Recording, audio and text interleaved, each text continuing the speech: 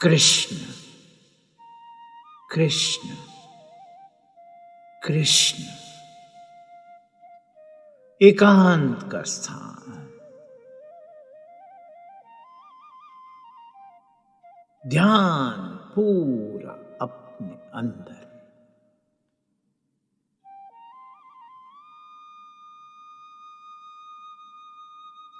विचार के उफान को देखते हुए, जैसे समुद्र में लहरें आती है, वैसे विचार आते रहते हैं। मन के भाव प्रकट होते रहते हैं, शरीर में बदलाव चलते रहता है।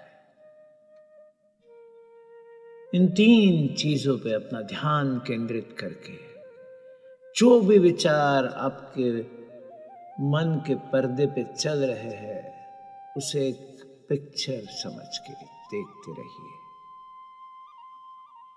आपके भाव की आवाज को चलने दे, उसे सिर्फ सुनते रहे। आपके शरीर के स्पंदनों को महसूस करें।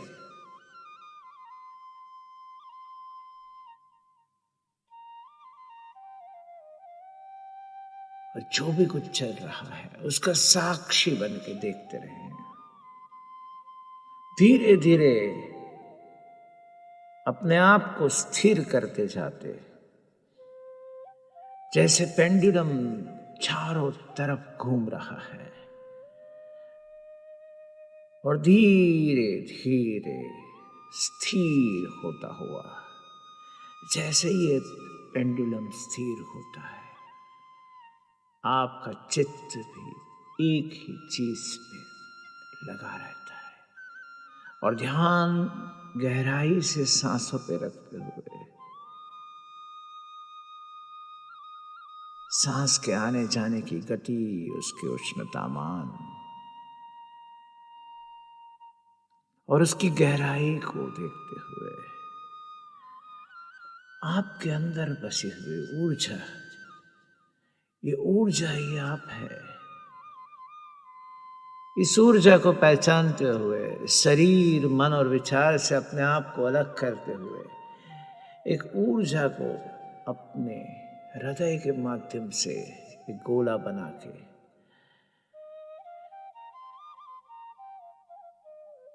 प्रकाश और अंधकारों को साथ में रखते हुए,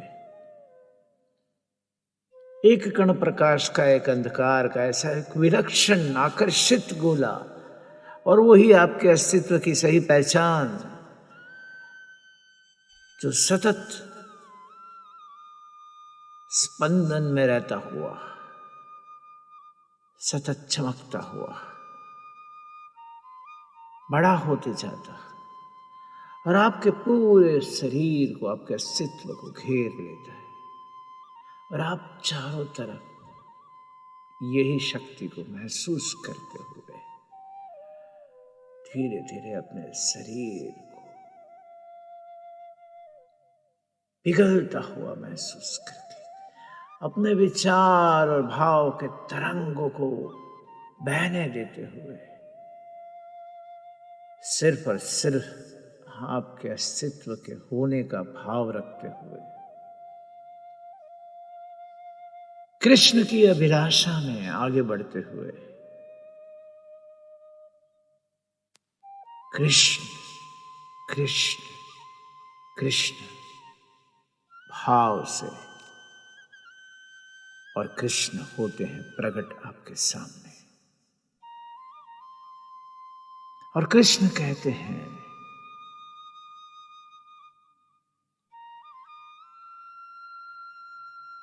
कि तू जान गया है कि तू आत्मा है, लेकिन अभी भी तू मान नहीं रहा है।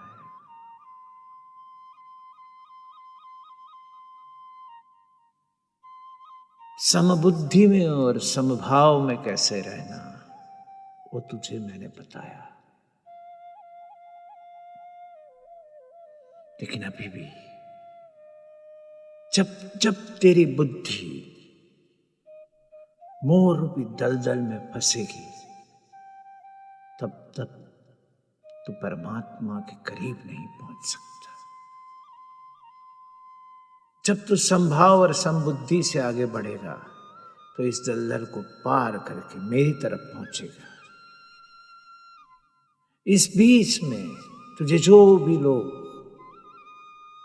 जो भी ज्ञान की बातें करते हैं, जो भी कहते हैं, सुनते हैं, उसे तो जरा भी विचलित नहीं होगा और तेरा लक्ष्य सिर्फ और सिर्फ परमात्मा में रहेगा।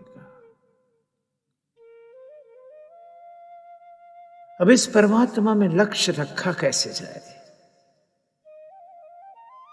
जिसका कोई रूप नहीं है, जो व्यक्त नहीं है, लेकिन जो हर वक्त जगह पे मौजूद है। अव्यक्त में ध्यान कैसे लगाएं? ऐसे तेरे प्रश्न को मैं समझता हूं और मैं ये भी समझता हूं कि जैसे जैसे तू संभाव और संबुद्धि में आता गया है, वैसे वैसे इस इंद्रियों से होते हुए आसक्तियों को भी अपने आप छूट रहा है। ये एक ऐसी स्थिति है जैसे पके हुए फल वृक्ष से अलग हो जाते हैं। ऐसे तू आगे बढ़ रहा है।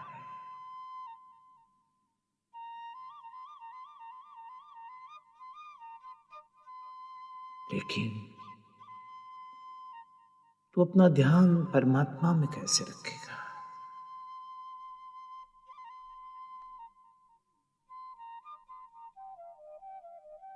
तेरे पूरे जीवन को, पूरे लक्ष्य को कृष्णमय कैसे बनाएगा? क्योंकि तेरी ये दुविधा है कि तुझे कृष्ण चाहिए, तुझे मैं चाहिए, लेकिन तेरी भोग की वृत्ति को बढ़ाने के लिए चाहिए। तुझे जो प्राप्त करना है वो मिल जाए इसलिए चाहिए।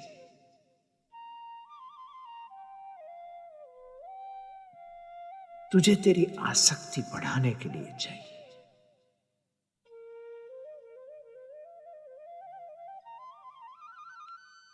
तू तेरा भाव समर्पण में नहीं ला रहा है,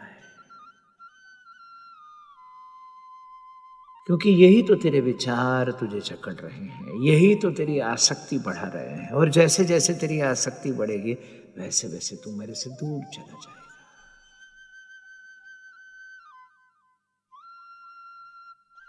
इसीलिए परमात्मा का कोई स्वरूप नहीं है, ऐसे निराकार में अपने ध्यान को लगाने के लिए तो सिर्फ मेरा जाप कर, श्री कृष्ण श्री कृष्ण श्री कृष्ण। मेरे नाम में ही वो शक्ति है। मेरा नाम ही तुझे इस दलदल से आगे लेके जाएगा और तू परमात्मा में अचल और स्थिर होकर ठहर जाएगा और तेरा परमात्मा के साथ संयोग नित्य हो जाएगा।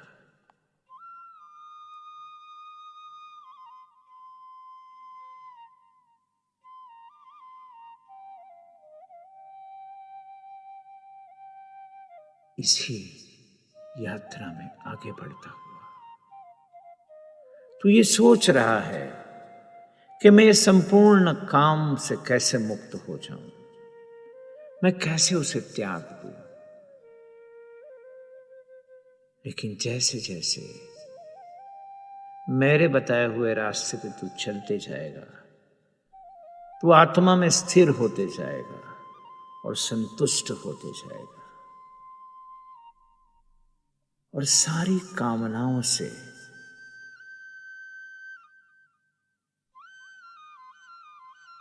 और काल के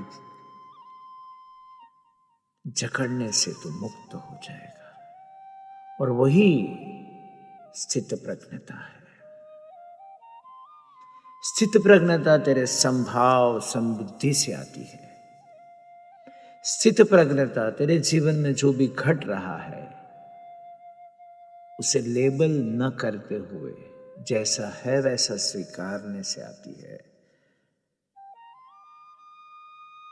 स्थित प्रज्ञता तुझे काम से मुक्ति दिलाने में सहायक करेगा।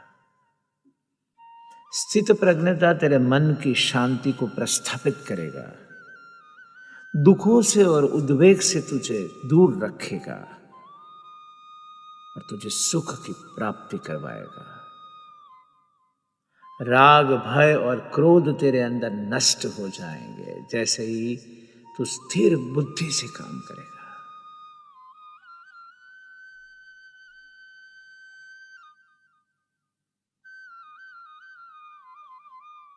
शुभ और अशुभ वस्तुओं को एक ही मान के तू स्वीकारेगा, तब तेरा मन हमेशा के लिए प्रसन्न हो जाएगा और तू द्वेष से मुक्त हो जाएगा, द्वंद्व से मुक्त हो जाएगा और तेरी बुद्धि स्थिर हो जाएगी। और ये स्थिति आने के लिए तुझे मोह से मुक्त होने के लिए तेरा पूरा ध्यान तेरी इंद्रियों पे लगाना होगा। तेरी इंद्रियों की वृत्ति को समझना होगा, उसे समेटना होगा। उसे एक कछुआ जैसे अपने अंदर अपने पैरों को समेट लेता है, ऐसे धीरे धीरे अपनी इंद्रियों से उत्पन्न हुई वृत्तियों को तुझे देखना है, तुझे समझना है, तुझे जानना है। वो जैसे जैसे एक एक इंद्रिय पे तो साक्षी भाव से देखने लगेगा, वैसे वैसे इस इंद्रिय अपने आप अंदर अंदर अंदर उतरती जाएगी। और जैसे जैसे तेरा लक्ष्य इंद्रियों पे होता जाएगा, ऐसे ऐसे तेरे परमात्मा के द्वार खुलते जाएंगे और तेरी अंतर यात्रा की शुरुआत होगी और अंतर यात्रा को गति मिलेगी। अब जो भी तू ग्रहण करेगा, जो भी तू वस्तु का भोग करेगा, वो इंद्रिय की आसक्ति से अलग होगा। उसे तू निवृत्त हो जाएगा, तू आसक्तियों से निवृत्त हो जाएगा और यही तेरी असली स्थित प्रज्ञता है। जैसे जैसे इन आसक्तियों से तू मुक्त हो जाएगा, तो परमात्मा की तरफ तेरी आसक्तियां, परमात्मा की तरफ तेरी गति बढ़ने लगेगी और तू परमात्मा के साक्षात्कार के लिए तैयार हो जाएगा।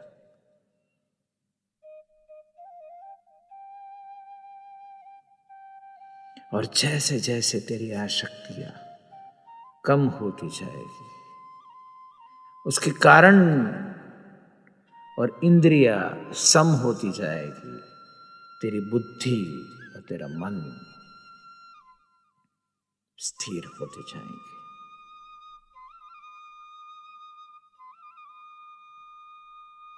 इसलिए तुझे चाहिए कि तू अपनी इंद्रियों पे ध्यान दे, अपनी इंद्रियों को अंदर संभाले और यही तेरा पारायण है, यही तेरा ध्यान है। और इसी तरह इंद्रियों पे ध्यान रख के इंद्रियों को वश में नहीं किया जाता है, इंद्रियों को समझा जाता है।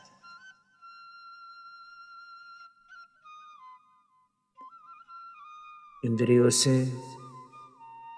तो विषयों का चिंतन करता है, तो चीजों के बारे में सोचता है और इंद्रिय के कारण ही तुझे वो आसक्ति होने लगती है। तेरी कामना बढ़ती है, तेरी कामना जहां नहीं है वहां उत्पन्न होती है और जहां कामना पूर्ण नहीं होती है तुझे क्रोध आता है। क्रोध से तेरे भाव मूढ़ हो जाते हैं। ये मूढ़ भाव तेरी मेमोरी को, तेरी स्मृति को, कि तू जो कोई भी है, तू आत्मा रूपी जीव है, तू परमात्मा से मिलने के लिए यात्रा कर रहा है, उसे भूल जाता है। तुझे भ्रम होने लगता है कि तू कोई व्यक्ति है, और तेरी ज्ञान शक्तियां समाप्त होने लगती है, तेरी बुद्धि का नाश होने लगता है, और तू अपनी स्थिरता से डगमगाता है। जो अंतकरण तेरे अधीन है, उस साधना से तू फिर से स्थित कर सकता है। तू राग द्वेष और इंद्रियों के विषय से मुक्त हो सकता है और अंतकरण को प्रसन्न रख सकता है। और अंतकरण जब प्रसन्न होता है तब दुख भाग जाते हैं और प्रसन्नता और आनंद स्थापित हो जाते हैं, और तेरी गति परमात्मा की तरफ तेजी से बढ़ने लगती है। अब जब तूने मन और इंद्रियों को जीत लिया है और तेरा निश्चय पक्का हो गया है, तब तेरी बुद्धि अंतकरण में स्थित हो जाती है।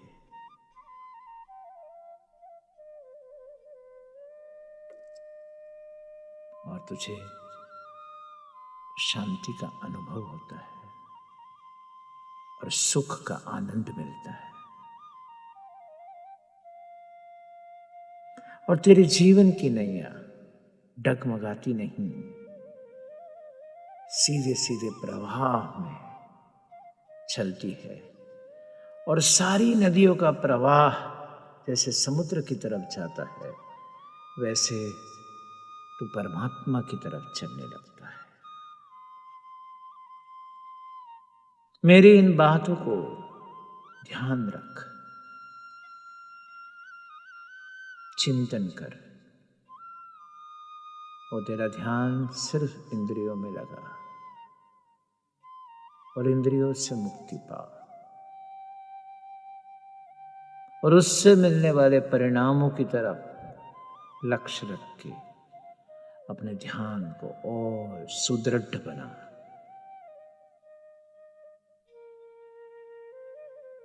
परमात्मा को, निराकार को आकार देने के लिए मेरे नाम की नाव में तैरते हुए आगे बढ़।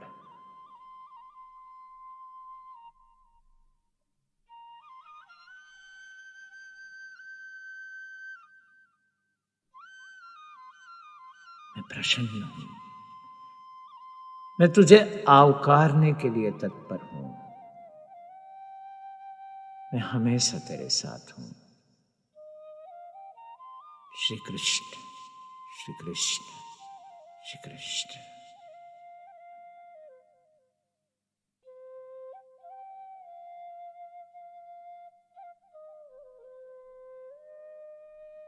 अपने अंदर हुए परिवर्तन पे ध्यान रखते हुए, अपने मन, विचार, बुद्धि, शरीर और भाव के ऊपर ध्यान रखते हुए, आपकी सांसों पे ध्यान रखते हुए और सांसों में आए हुए परिवर्तन को महसूस करते हुए, धीरे धीरे आपके आजू बाजू के वातावरण को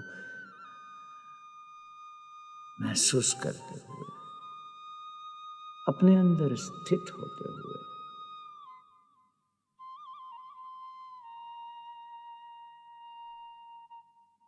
अपने अंदर एक ऐसे ज्योति, एक दिया